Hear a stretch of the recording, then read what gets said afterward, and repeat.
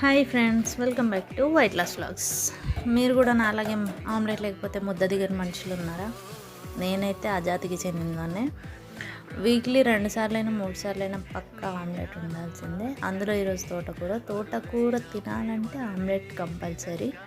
So అందుకే మంచిగా onions దట్టించి omelette అయితే వేసుకుంటున్నాను.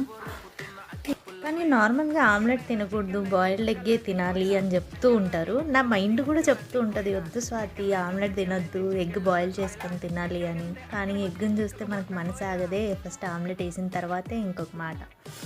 సో అలా మంచిగా ఆమ్లెట్ వేసుకొని అన్నం, తోటకూర, ఆమ్లెట్తో ఈరోజు లంచ్ కానిచ్చేసా. ఈలోగా నా వర్క్ టైం అవుతుంది, సో లాగిన్ అవ్వాలి. చలో ta-ta byes, please subscribe to weight loss vlogs. Thank you, bye.